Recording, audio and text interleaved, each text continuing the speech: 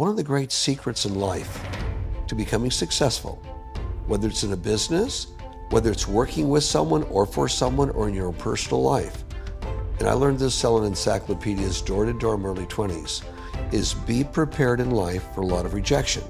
Because if you're prepared for a lot of rejection and it comes, you don't get turned off, you don't get disappointed, like, well, I'm not gonna do this anymore, no one thinks it's a good idea. It's like I say selling encyclopedias, knock on 100 doors, they slam them in your face. You must be just as enthusiastic on door number 101 as door number 1. And that's one of the real secrets. And growing up as kids in downtown LA, we all knew that. We didn't have a lot. We knew there's a lot of things that are going to turn you down. At 7, trying to sell a flower pot on the street, most people said no, but it's only 50 cents. No. Soon a waitress in a little restaurant said, only 50 cents? That's really great. She bought it from us. And we went and built another one. It's just like your viewers of your fabulous show here. They've just heard me say that.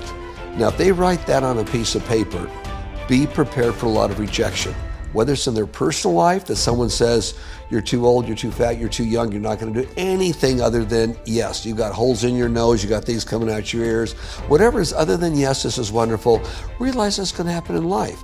As soon as people know that, when something goes wrong, they look at a piece of paper, oh yeah, that reminds me.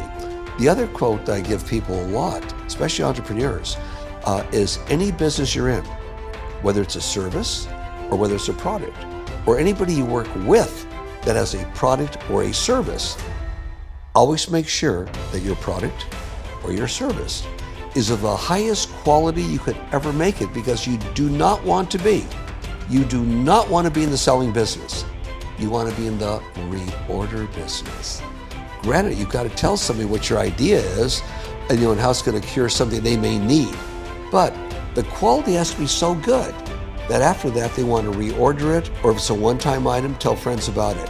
And if people think in whatever they're doing in life, be in the reorder business, whether it's with a personal relationship, whatever you see right now, you're going to see again and again and again. It's going to enhance. There'll be ups and downs.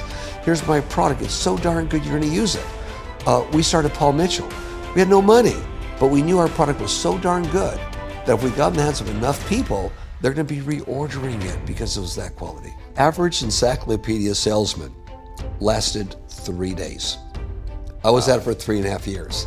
And the way it worked in those days, it was commission only. So the way it worked is you went for an interview, they told you all you could possibly make off commission only, and we were in training for 3 days. It was a presentation that was scripted. We'd have to memorize the whole thing. Well, when you go out in the field, you remember parts of it. You knock on doors, you're not quite sure of yourself, a lot of doors are closed in your face.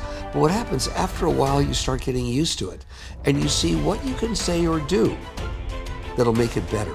But when you go back the next day with your other salespeople, what you see, what you do, what did I say? So let's say I knock on 100 doors to get into one. Give 10 presentations to sell one book. But then when you get better and better at it, through your experiences and losses along the way, it sharpens you up. Where all of a sudden I got to a point where if I gave 3 presentations, I have no less than 1 order, commission only. But I believe that I could do that. I believe that colleges were the best set of books because a high school student could read it. It wasn't like a college manual you had to read, and I was doing something good for somebody. So you have to believe that what you're doing is good, it's going to benefit somebody, and you learn as you go. Okay, do I look someone in the eye? See, a lot of people don't know these things. Look someone in the eye. All too often people say, it's hard to look someone in the eye because you feel uncomfortable. Of course you do. They're not on the same wavelength, you're on the same frequency. So what do? How do you overcome that? You learn these things along the way.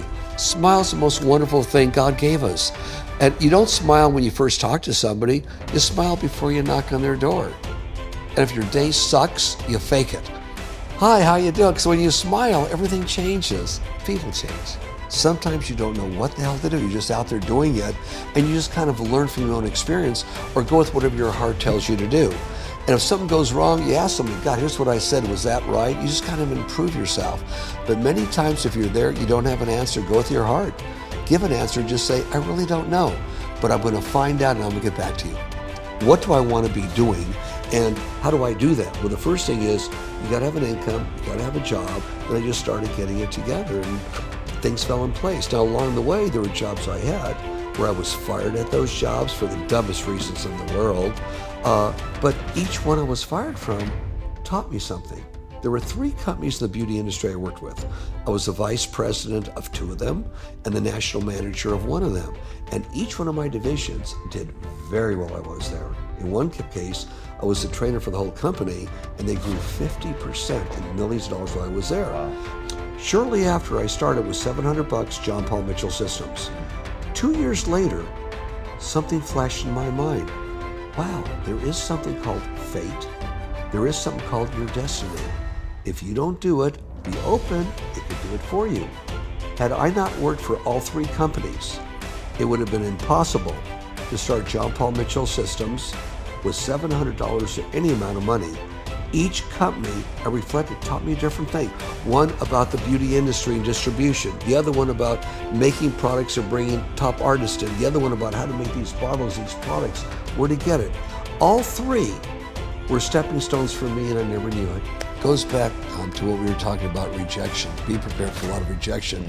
If every time something goes bad where you're rejected or turned down for something, if one can remember that, be prepared for it. We let all the companies know what we do and why we do it. We have a culture. I'll give you an example. We have almost 120 Paul Mitchell schools throughout the United States, cosmetology schools. Every one of them has to be involved in our culture. Not only do you learn how to be a great hairdresser, hairstylist, great colorist, right? But you have to be part of the culture. They raise money. Every school we have has to raise money every year. Part of that money goes to the local community, part to the nation, and part to the world. They learn in school while it's good to give and help others out. And they also learn what our principles are. Now, we started at John Paul Mitchell Systems with a very unique position. The lady that's running it, her name is Grant Cardone, and she is our ambassador of corporate culture. So what she does is goes around to our whole company, make sure everybody is reminded of our culture, what we do. All new people must go through an indoctrination on what our culture is all about. And then recently, because we do so much stuff people don't know about, we started a magazine over the internet that goes for a whole universe and their universes that shows what we do as a company to share and change the entire world.